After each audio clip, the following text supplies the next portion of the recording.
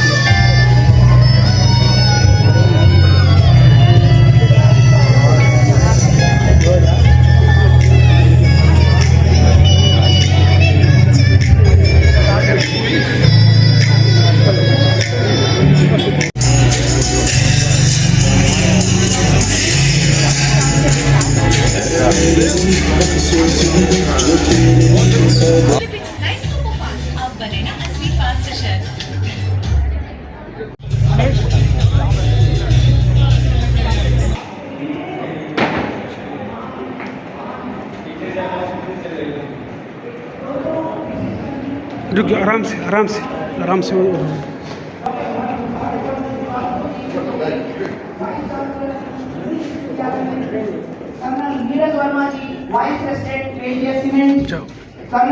बहुत बहुत बहुत मैं उनका जितना रिस्पेक्ट करूं, जितना सम्मान करूं, जितना उनको स्नेह दूं वो कम है। मिसेस चमन खान मैम, आप लोग जोरदार तालियों से स्वागत कीजिए।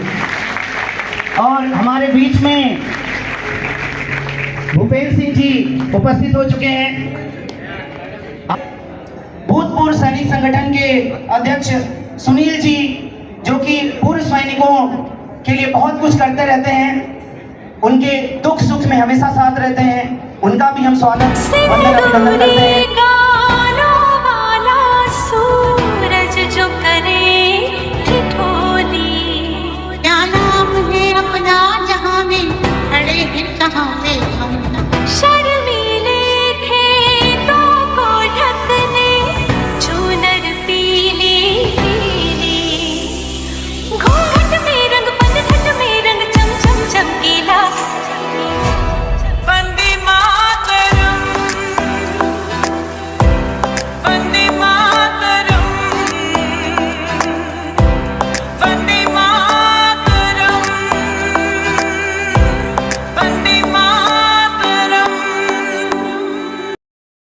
करके अपना स्वागत कीजिए। और अपना स्वागत कैसा होना चाहिए? तालियां बजती रहनी चाहिए, है ना?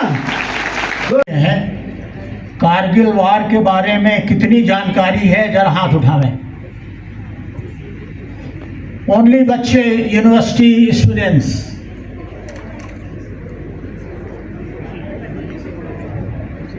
No problem, no problem.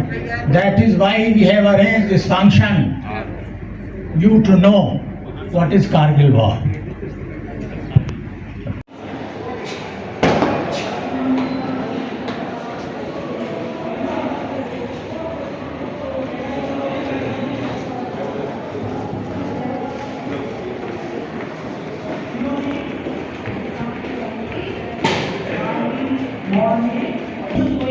और हुए उसने दी है।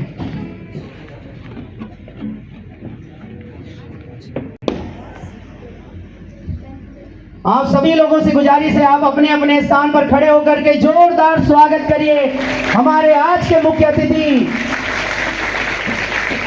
ब्रिगेडियर विक्रम सांगे जी का। तालियों में और भी गड़गड़ाहट हो सकती है। आई होप आपके हाथों में, आपके बाजुओं में जबरदस्त एनर्जी है, जबरदस्त ताकत है। हमारे मुख्य अतिथि का स्वागत कैसा हम करते हैं हमें पता है। आई थिंक आपको बताने की आवश्यकता नहीं है, तो तालियां बजती रहनी चाहिए। अब हमारा इंतजार बिल्कुल ही खत्म हो चुका है। हमारे बीच में एनसीसी के भी कैडेट हैं, एकेएस यूनिवर्सिटी के छात्र छात्राएं हैं, वीर नारियां हैं, हमारे मुख्य अतिथि जी सभी से मिलते हुए। और अब इस कार्यक्रम की शुरुआत, इस कार्यक्रम का आगाज बहुत ही जोरदार तरीके से हो चुका है। दोस्तों थोड़ा आराम कर लीजिए, अभी तालियां आपको बार बार बजानी है ना। ताली बजाने से एक मेडिकली फायदा होता है। यहाँ पर हमारे साथ ब्रिगेडियर देवेंद्र सिंह जी हैं, डॉक्टर हैं 24 घंटे में। उस दिन आपको हार्ट अटैक नहीं आने वाला है, ठीक है। ताली तो हमारे मुख्य अतिथि जी सभी अतिथियों से, विशिष्ट अतिथियों से मुलाकात करते हुए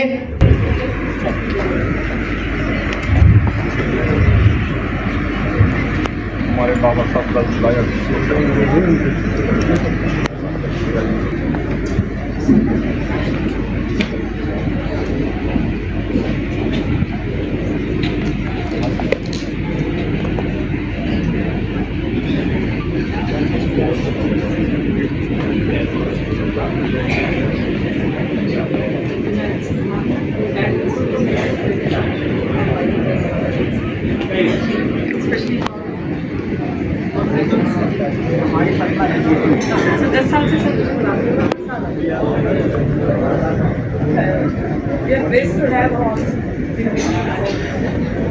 भारत माता की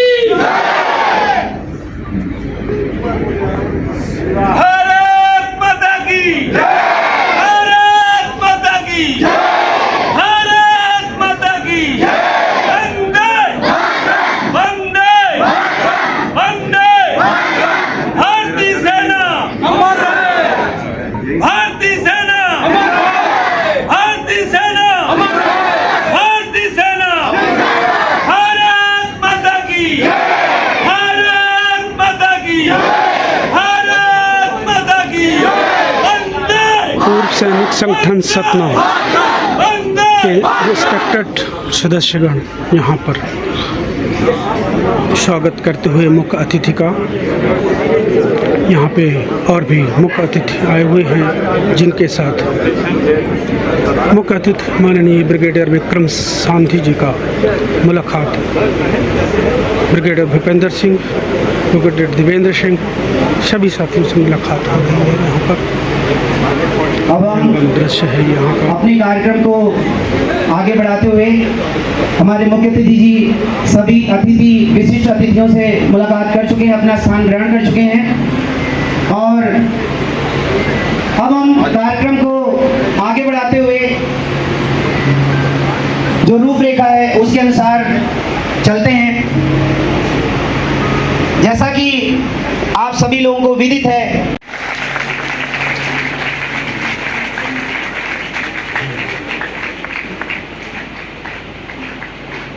हमारे अतिथिगण मंच पर आते हुए, और मैं एहसास फाउंडेशन के अध्यक्ष समर जी को कहना चाहूँगा कि आप हमारे अतिथियों का मार्गदर्शन करें दीप प्रज्वलन में।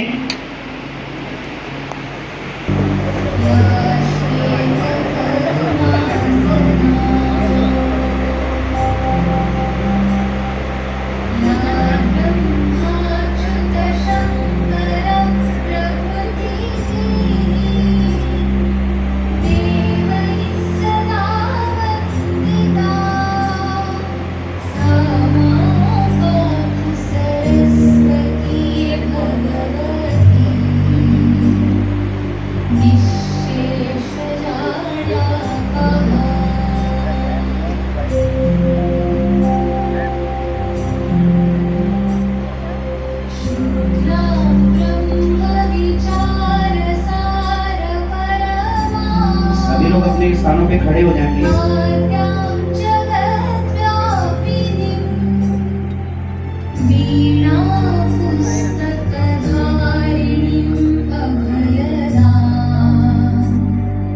जाड्यान्ध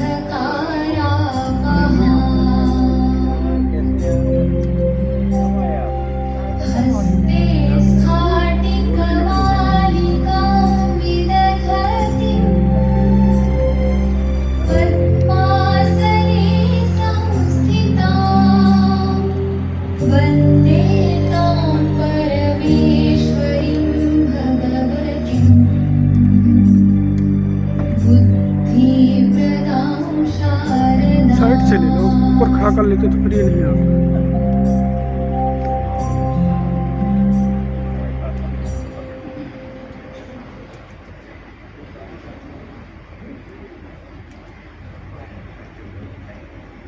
जयति जय जय मां सरस्वती जयति वीणावादी जयति पद्मासना माता जयति शुभवरदानी मां जगत का कल्याण कर दो तुम हो विघ्न विनाशिनी। कमल आसन पर सुशोभित छेड़े वीणा के मधुर स्वर शांति की सरिता बहादो फिर से जग में जलन। जोरदार तालियों से मंच पर ही रहेंगे। विश्वविद्यालय के नियमानुसार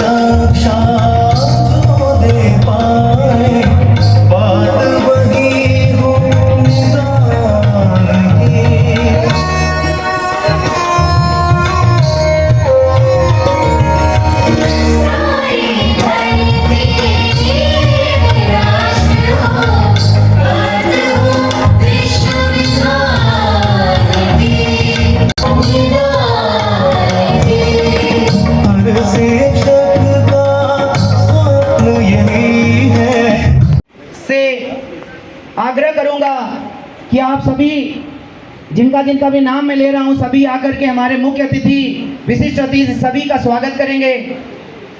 तो समर सिंह जी, सुनील जी, रावेंद्र सिंह जी, सुरेश सिंह, पीडी सिंह, राजेंद्र त्रिपाठी, एसके सोनी, मनीषा त्रिपाठी जी, दीपक सिंह, अनुराग तिवारी, विकास सोनी और अमोल जी से मैं आग्रह करूंगा कि आप मंच पर आकर के हमारे अतिथियों का पुष्प एवं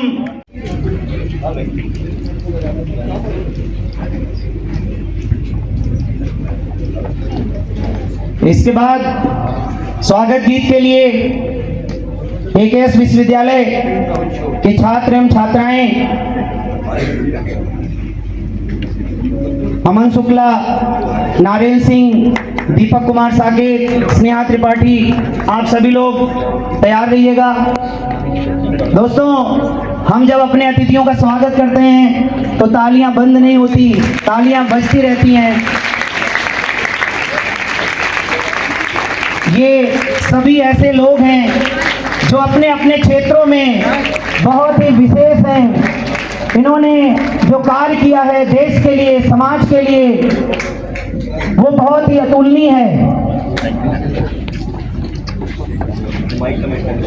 और मैं सभी अतिथियों से आग्रह करूंगा और सभी लोगों से कि एक फोटो सेशन भी अभी हो जाए तो ज़्यादा बेहतर रहेगा।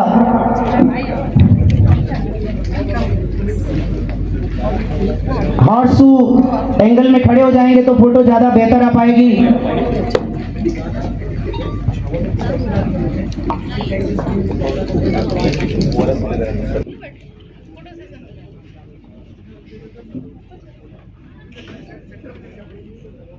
दोस्तों, हमारे बीच में वीर नारियां भी हैं और ऐसे विश्वविद्यालय के छात्र छात्राओं से आग्रह करेंगे कि आप स्वागत गीत के माध्यम से सभी का स्वागत करें। और इसी दौरान एनसीसी के छात्र छात्राओं के द्वारा हमारे जो पूर्व सैनिक हैं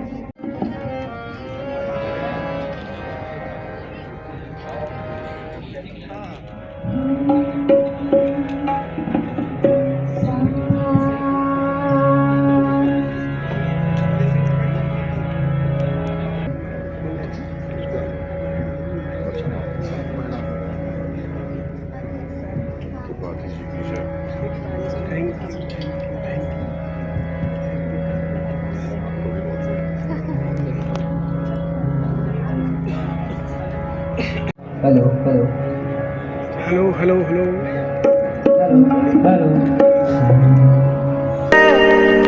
तेरी शान में सदके कोई धन है क्या, तेरी धूल से बढ़ के, तेरी धूल से रोशन, तेरी हवा पे जिंदा, तू बाग है मेरा, मैं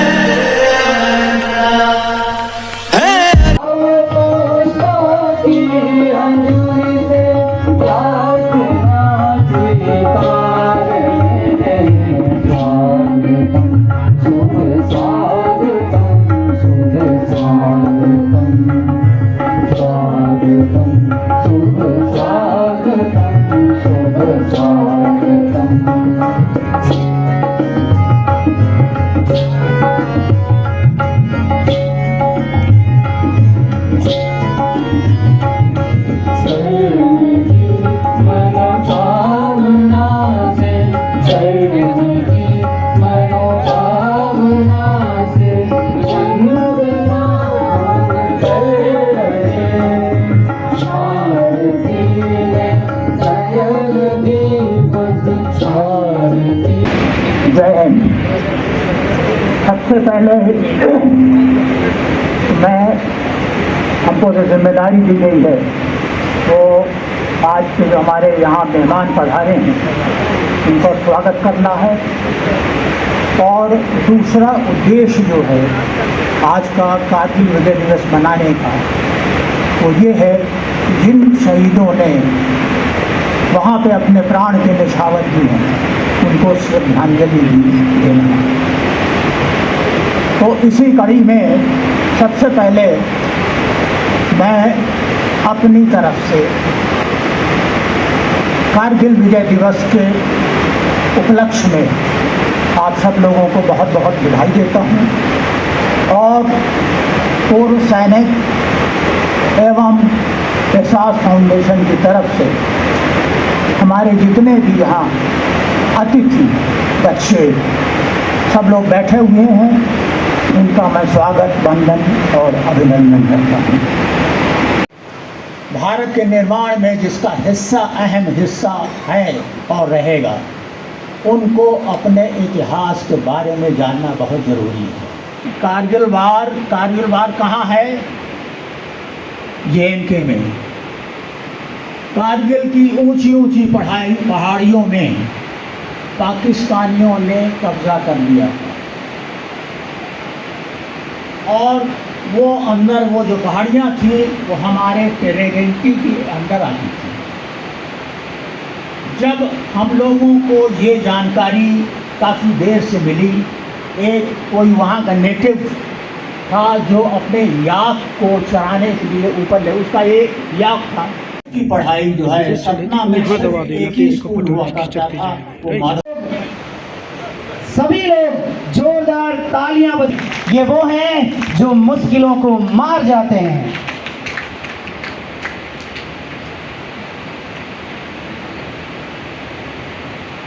कारगिल युद्ध में परमवीर चक्र प्राप्त करने वाले 4 लोग थे। कैप्टन विक्रम बत्रा जी, मेजर योगेंद्र सिंह जी, कैप्टन मनोज पांडे जी। कुछ लोग अब इस दुनिया में नहीं हैं, लेकिन उनकी यादें, उनकी वीरता, उनकी गाथाएं हम सबके साथ हैं। कारगिल युद्ध में भाग लेने वाले ये रणबांकुरे हैं, इन्हें गौर से देखिए। इनको मौत से भी डर नहीं लगता। ये मौत को भी मौत देने का चैलेंज करके आ जाते हैं।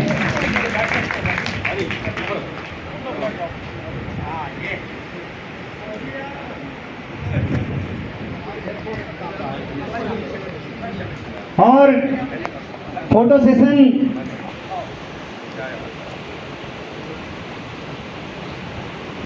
जानवरों को वीर गति को प्राप्त हुए थे।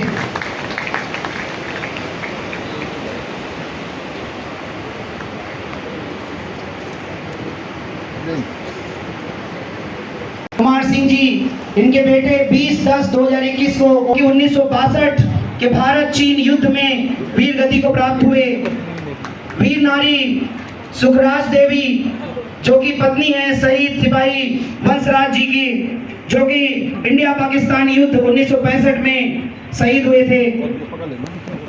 जगजीवन लाल पांडे जी, पिता शहीद सिपाही शिवशंकर पांडे जी, आप ओपी रक्षक में 2003 में शहीद हुए थे। उनके पिताजी हैं कारगिल का कारगिल शहीद दिवस सदमा। हाँ देखिए सर, श्रीमती सावित्री सिंह जी, इनके बारे में मैं आपको बताना चाहूंगा कि आप पत्नी हैं स्वर्गीय कृष्णपाल सिंह जी, जो कि हवलदार थे सिग्नल विभाग में, और आपने अपना देहदान कर दिया है मेडिकल कॉलेज सतना को। उनका स्वागत, वंदन और अभिनंदन कर रहे हैं। आप लोग तालियां बजाते रहेंगे तो लगेगा कि आप यहाँ उपस्थित हैं और इस कार्यक्रम की गरिमा और भी बढ़ती रहेगी।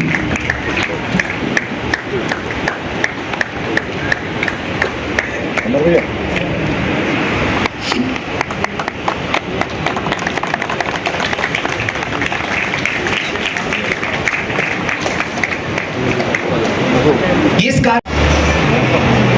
At 18,000 feet, lights off it please. does not just fight the enemies, but also temporary memory loss, frostbite, and pulmonary edema. Deployed in these conditions, the Ladakh scouts keep a vigil on the borders.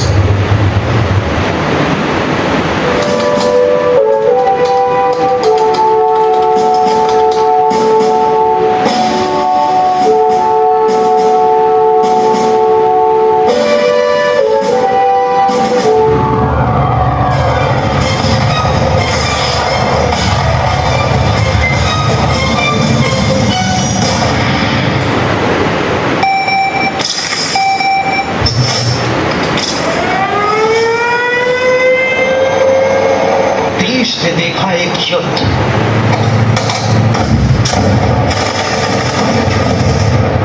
देखा युद्ध का शौर्य, और देखी शहादत पर न कोई आंख। इस युद्ध की वजह थी पाकिस्तानी सेना की नापाक साजिश। सर्दियों में भारतीय सेना के खाली पड़े बंकरों में पाकिस्तान ने कब्जा जमा लिया। पाकिस्तानी सैनिक घुसपैठियों की शक्ल में एलओसी पार कर भारतीय चोटियों में भारी और बड़े हथियारों के साथ बैठ गए। मकसद था 1971 के युद्ध में भारत के जीते गए हिस्से पर कब्जा करना, शिमला समझौते को तोड़ना। पर भारतीय जांबाजों ने बेहद मुश्किल लड़ाई लड़ी।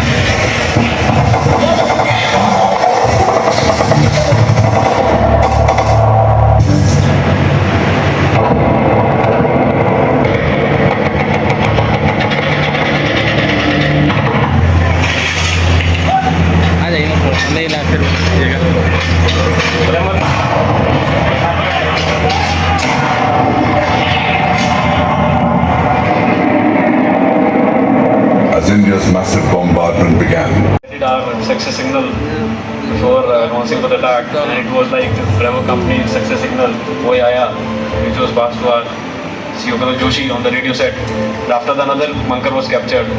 My company's success signal was "Ye Dil Mange More." The guys were so highly charged up that they were wanting that some more bunkers should have been there, and we would have got the more chaps. इस पावन मिट्टी में जन्मे तमाम उन सूरवीर योद्धाओं को और इस धरती को मेरा नमन है, मेरा सलाम है।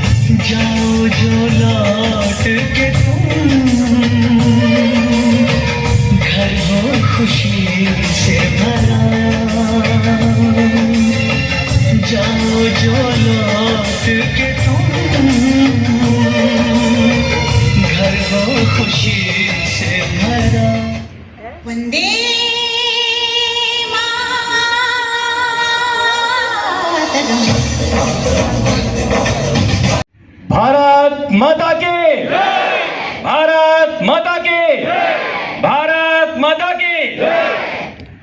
डॉक्यूमेंट्री फिल्म देखने के बाद मुझे लगता पहले बोल देना चाहिए था। ऐसे भावुक क्षण थे, भावुक पल थे कि कहीं न कहीं हर एक व्यक्ति यहाँ जो बैठा है निश्चित रूप से हमारे रणबांकुरों के शौर्य और पराक्रम का एहसास किया होगा। धन्य है वीर सपूत जिन्होंने ऊंचा किया मां भारती का माथा। रणबांकुरों के शौर्य और पराक्रम की कारगिल युद्ध स्वयं सुनाता है विजय गाथा।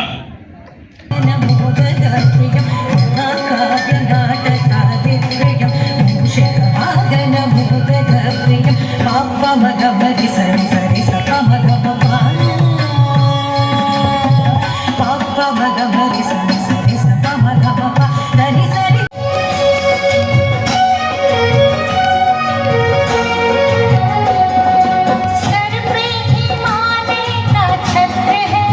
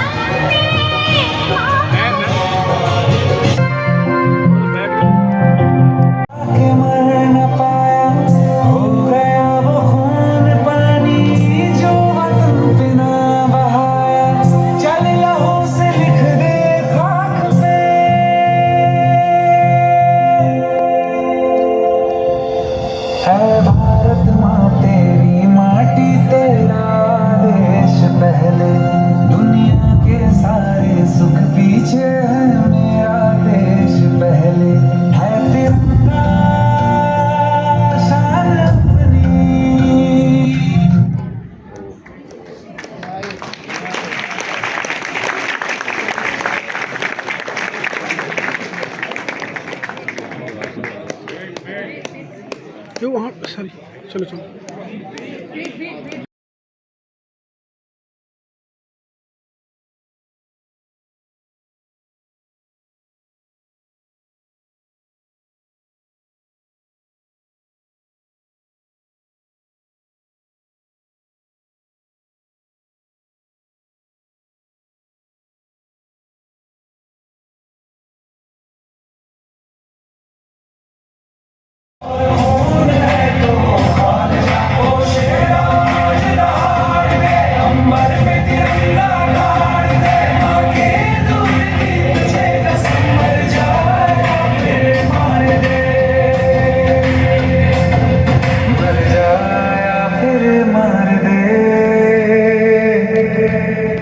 आजादी से जिया गंगा में राख बन के पहले दुनिया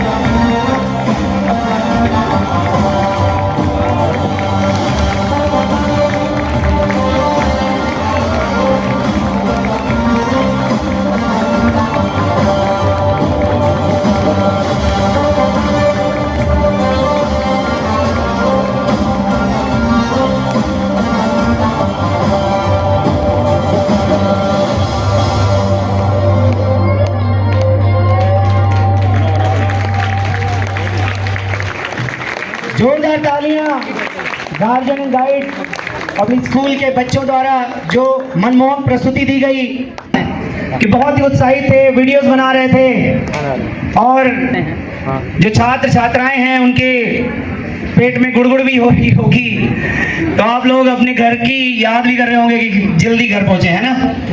आप किसी न किसी को प्यार करते होंगे, अपने माँ को, अपने पिता को, अपने किसी को, लेकिन देश को प्यार करने का आज दिन है। देश प्रेम का जज्बा आज अपने मन में भरने का दिन है। तो अब इस कड़ी को आगे बढ़ाते हुए मैं मंच पर आमंत्रित करने जा रहा हूं इस विश्वविद्यालय के vice chancellor doctor Harshvardhan sir को, जिन्होंने अपने जीवन काल में बहुत सारे विद्यार्थियों को शिक्षित किया है, प्रशिक्षित किया है और लगातार कर रहे हैं इस विश्वविद्यालय को। और इसके पहले डिग्री कॉलेज, उसके पहले नौगात कॉलेज में आप प्रिंसिपल रह चुके हैं। आप लोगों की जोरदार तालियों के बीच हम मंच पर आमंत्रित कर रहे हैं professor vice chancellor AKS university doctor Harshvardhan Shrivastava जी।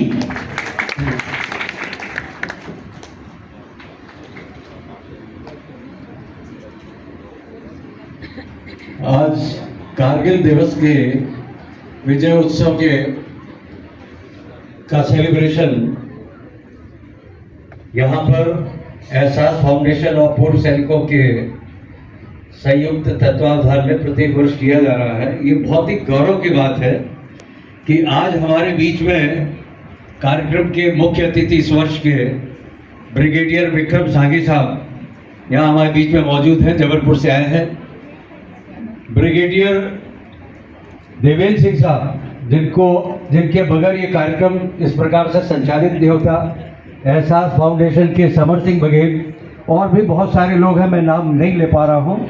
लेकिन एक यहाँ पर ये जो संगठन है, ये विशेष तौर से कारगिल की किस प्रकार से कारगिल युद्ध हुआ, और यह हमारे युवा पीढ़ी को बताने की भी बहुत आवश्यकता को ध्यान में रख करके ये प्रतिवर्ष आयोजित किया जा रहा है। AKS यूनिवर्सिटी में ये संभवतः दूसरा या तीसरा आयोजन है। हमारे कुलाधिपति आदरणीय BP सोनी साहब का ये मार्गदर्शन है कि ये AKS विश्वविद्यालय स्थापित हुआ। आप सबको जानकर प्रसन्नता होगी कि आज के दौर में मध्य प्रदेश में जो 5 विश्वविद्यालय, आप सभी गणमान्य व्यक्तियों का मैं सादर नमस्कार करती हूँ। और मैं और यहाँ बैठे सभी लोग बहुत भाग्यशाली हैं कि आप जैसे लोगों के सामने उन्होंने अपने प्रोग्राम प्रस्तुत किए, और जो हमारी वीरांगनाएं हैं हमने उनको सम्मानित किया, और हम भी खुद सम्मानित हुए, बिकॉज ये इतने बड़े महा आयोजन का हम लोग एक भाग हैं, एक पार्ट हैं।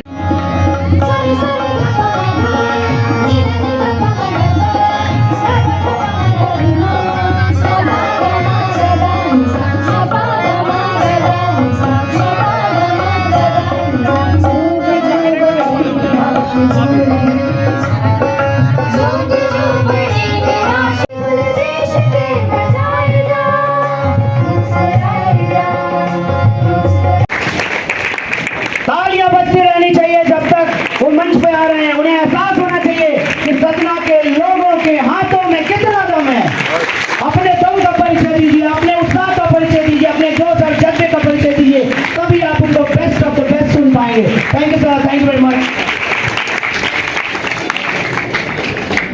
वो एक पिक्चर में था, हाउस द जोश, हाउस द जोश, हाउस द जोश, हाउस द जोश।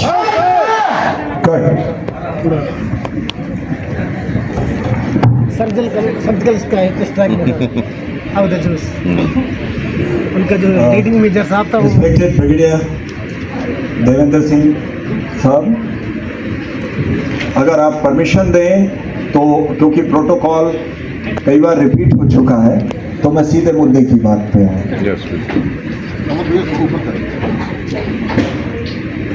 Do I have the permission sir? Thank you. तो पिछले 2-3 घंटे के दौरान हमने पूरा प्रोग्राम देखा, और हमें ये मालूम है कि आज हम 26वें कारगिल विजय दिवस के उपलक्ष्य में यहाँ पर एकत्रित हुए हैं। मैं केवल उस पर ही बोलूँगा। राष्ट्र निर्माण अपने आप में एक बहुत बड़ा सब्जेक्ट है।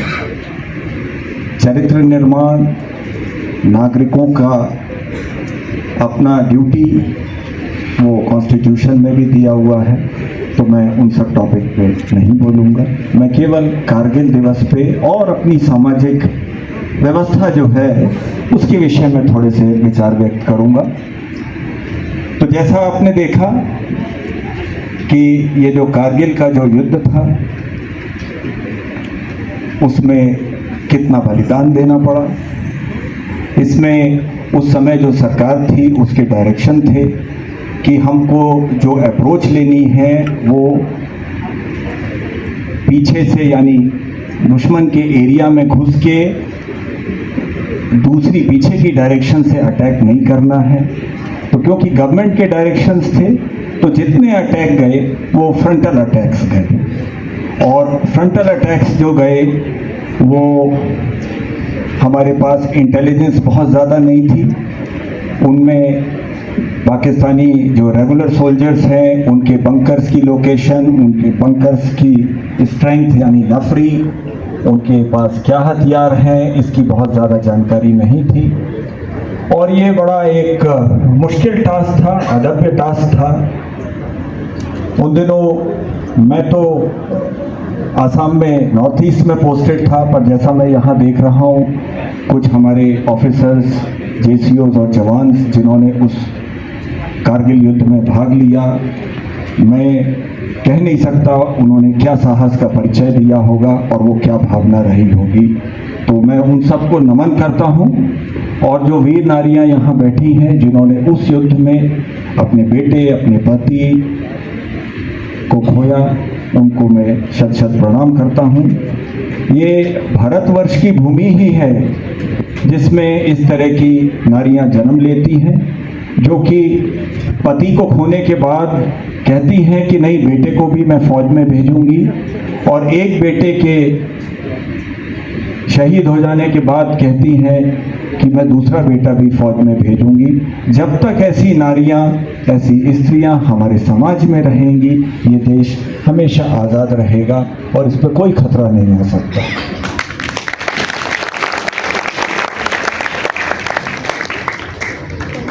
अगर आप भारतवर्ष को देखें तो पुराने समय से, इतिहास काल से रामायण और महाभारत के काल से सैनिक का महत्व सोसाइटी में, समाज में बहुत ज़्यादा रहा है।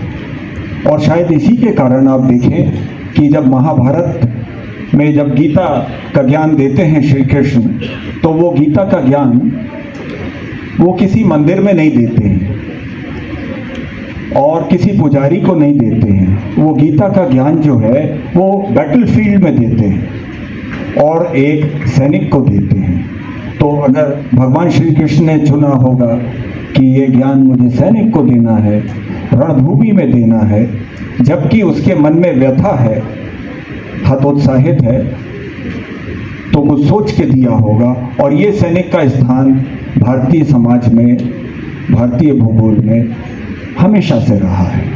तो जो भूमि में इस तरीके के विचार हैं, जहां सैनिकों का सम्मान है, वो भूमि कुछ समय के लिए हो सकता है कि कुछ आपदा आए, पर लंबे समय तक वो गुलाम नहीं हो सकती, दब नहीं सकती। ये हमारे समाज की और ये इस भूगोल की ताकत है।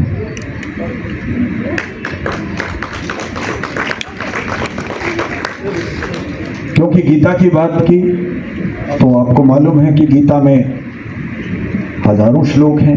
हर एक श्लोक अपने आप में पूर्ण है, संपूर्ण है, मीनिंगफुल है। हर एक का वर्णन है, हजारों साल से होता आ रहा है। हर एक अपनी अपनी व्याख्या करता है। पर अगर मैं एक सैनिक होने के नाते उसकी व्याख्या करूं हजारों श्लोकों में और इतने सारे ज्ञान में, तो मैं समझता हूं कि जो मुख्य जो श्लोक है वो है जिसमें हमें कर्म की प्रेरणा मिलती है और फल से हमें डिटैच किया जाता है। तो ये एक बड़ा विचित्र बात है कि भाई कर्म करना हमारे अधिकार में है, मगर फल की इच्छा मत करिए। खासकर मैं बच्चों की तरफ एड्रेस कर रहा हूं। तो जो पूरा का पूरा उसका निचोड़ है एक सैनिक के लिए, वो कर्म ही धर्म का है। और वो पूरा का पूरा निचोड़ जो है वो निष्काम कर्म का ही है। और वो पूरा का पूरा निचोड़ जो है वो ये है कि कर्म पे हमारा अधिकार है। यानी अगर मैं अंग्रेजी में कहूँ और पंचलाइन की बात करूँ तो it is do your duty. तो डू योर ड्यूटी मेरे लिए गीता का सार है। और मैं समझता हूँ कि अगर हिंदू फिलॉसफी की कोई अव्वल दर्शन की, हिंदू फिलॉसफी के दर्शन की अगर कोई अद्भुत पुस्तक है या अद्भुत ज्ञान है तो वो गीता है। और वो कहता है डू योर ड्यूटी। अब ये डू योर ड्यूटी एक बड़ा पंचलाइन है। और मैंने जैसा कहा कि ये सैनिक को दिया और बैटलफील्ड में दिया, तो वो तो रही एक बात। पर ये डू योर ड्यूटी जो है ये पंचलाइन हर फील्ड में लागू है। यानी अगर आप स्टूडेंट हैं तो आपके स्टूडेंट रोल में आपकी ड्यूटी है कि अच्छे से शिक्षा का ग्रहण करना। और अगर आप प्रोफेसर, शिक्षक के रूप में हैं तो do your duty as a professor. अगर आप पुत्र हैं तो do your duty as a son. अगर आप पिता हैं तो do your duty as a father. तो ये डू योर ड्यूटी जो है मेरे लिए गीता का एक वाक्य का सर्वज्ञान है।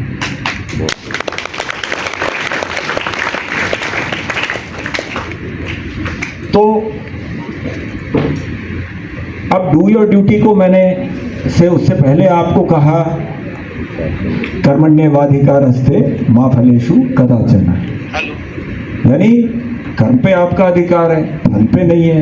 ये आप बच्चे लोग बैठे हैं वो कहेंगे ये कैसी अजीब सी बात है, क्योंकि पहले तो हम टारगेट डिसाइड करते हैं उसके बाद कर्म करना शुरू करते हैं। तो यहीं पर वेस्ट की और ईस्ट की, या मैं कहूँ हमारे भारतवर्ष की फिलॉसफी में थोड़ा सा फर्क है। जो वेस्ट की फिलॉसफी है वो टारगेट ओरिएंटेड है, बच्चे तुमको 95% नंबर लाने हैं। अब वो उस बच्चे को 95% नंबर लाने के लिए अगर केवल किताबी कीड़ा बनना है तो वो बन जाएगा, अगर खेलों से दूर होना है तो हो जाएगा, अगर माता पिता सोसाइटी से दूर होना है तो दूर हो जाएगा, घर में कोई आएगा तुम्हें मतलब नहीं है, तुम तो ट्यूशन जाओ।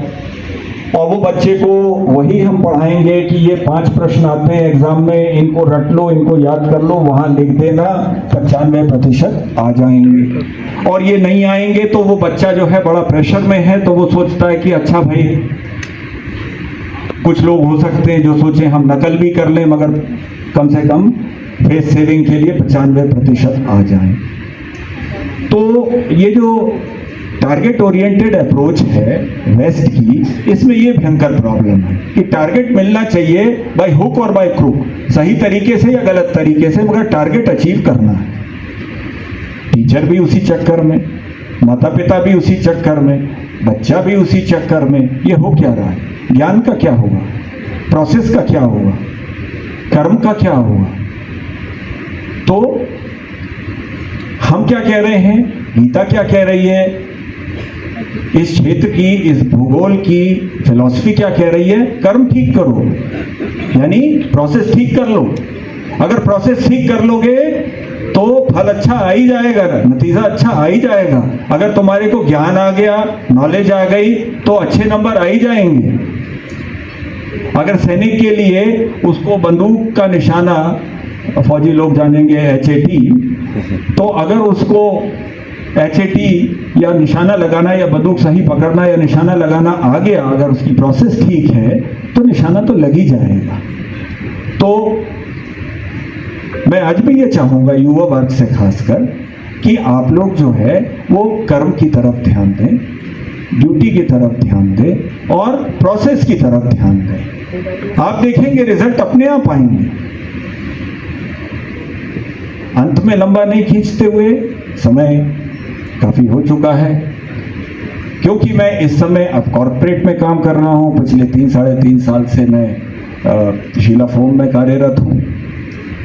तो वहाँ भी मैं देखता हूँ कि टारगेट है, टारगेट है, टारगेट है, और हम लोग वो टारगेट के पीछे पड़े रहते हैं और वो टारगेट मिलता नहीं है। और जब हम जड़ में जाते हैं तो हम देखते हैं क्योंकि हमारी प्रोसेस ठीक नहीं है तो टारगेट नहीं होता। तो मैंने पिछले कुछ समय से केवल फंडामेंटल्स पे, बुनियादी मुद्दों पे कंसंट्रेट किया। मैंने कहा नहीं भाई, प्रोसेस ठीक करते हैं अपन, तो उसमें कुछ मैन्युफैक्चरिंग होगी, कुछ क्वालिटी कंट्रोल होगा, कुछ और होगा, कि जो हम काम कर रहे हैं, जो हम प्रोडक्ट बना रहे हैं, अगर उसकी मेरी प्रोसेस ठीक होगी तो क्वालिटी ठीक होगी, क्वालिटी ठीक होगी तो बाकी सब अपनी जगह मिल जाएगा। और लास्ट में इसी से संबंधित युवा पीढ़ी के लिए खासकर अनुशासन। देखिए, अनुशासन के बिना तो कुछ भी संभव नहीं है।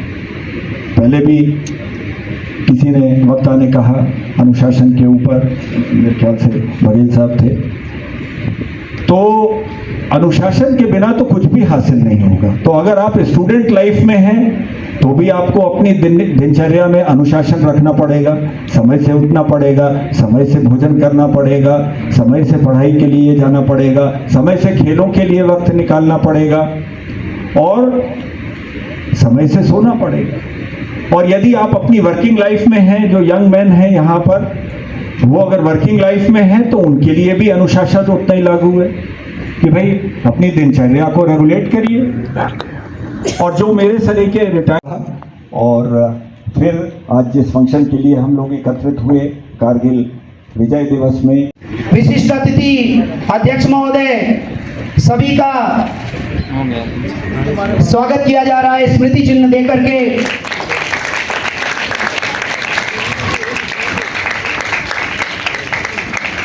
दोस्तों ये पल हम सबकी जिंदगी में याद, आप सभी लोग पेशेंस के साथ देखो तो अपन लोग यहाँ पे आ जाएंगे फोटो के लिए। जो धैर्य का परिचय दिए हैं,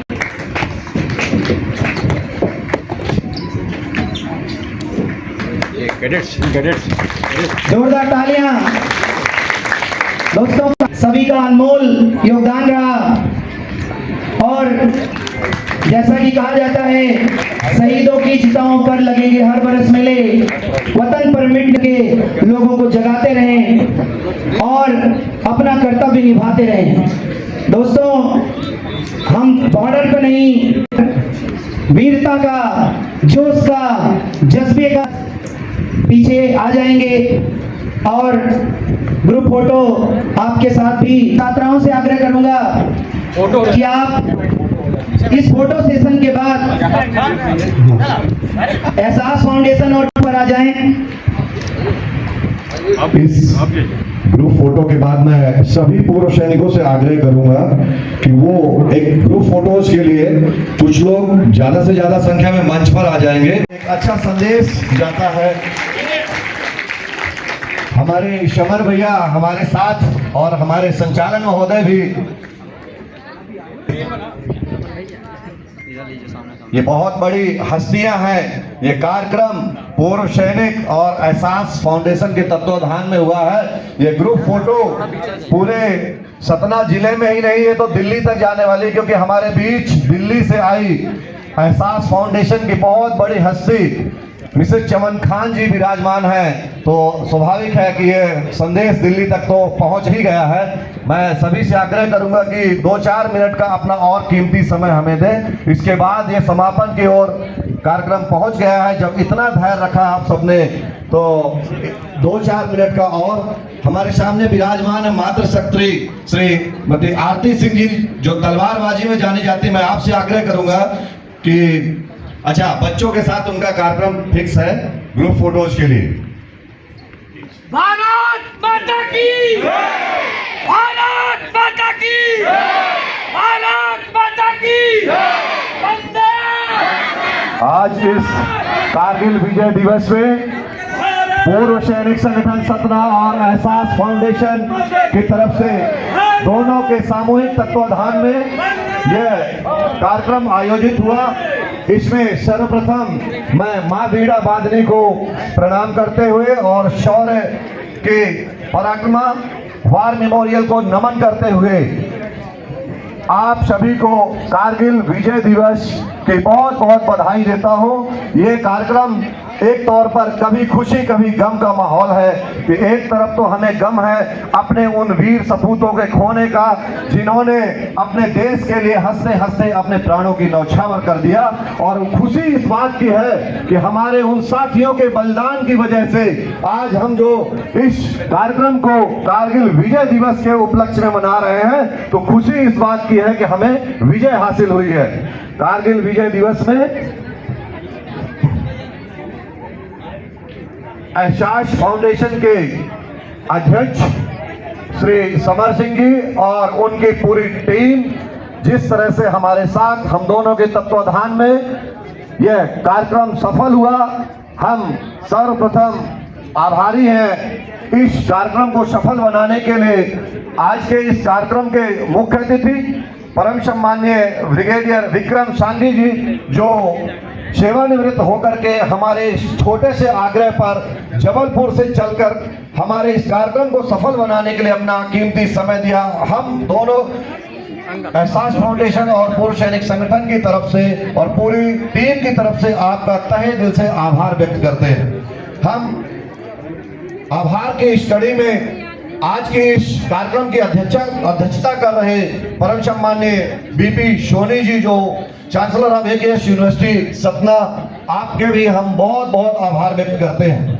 विशिष्ट अतिथि के तौर पर हमारे बीच ऐसी शख्सियत जो संचालन महोदय ऐसा कह रहे थे कि वास्तव में वो नाम के मोहताज नहीं है, तो ऐसे वीर भूमि की धरा में विराजमान ऐसे धरती से आते हैं जो शहीद लाल पद्मधर सिंह जी के परिवार में जन्मे, परम सम्माननीय ब्रिगेडियर आदरणीय भूपेंद्र सिंह जी दाऊ साहब का हम आपका भी तहे दिल से आभार व्यक्त करते हैं। आभार के इस कड़ी में डॉक्टर हर्षवर्धन सिंह जी का श्रीवास्तव जी का भी हम आभार व्यक्त करते हैं, कर्नल नीरज वर्मा जी का, कर्नल मुनेन्द्र त्रिपाठी जी, DSW सतना, और दिल्ली से चलकर हमारे इस छोटे से आग्रह पर मिसेस चमन खान जी जो सक्सेस फाउंडेशन ऑफ नई दिल्ली से हमारे बीच में है, हम आपके भी बहुत तहे दिल से आभार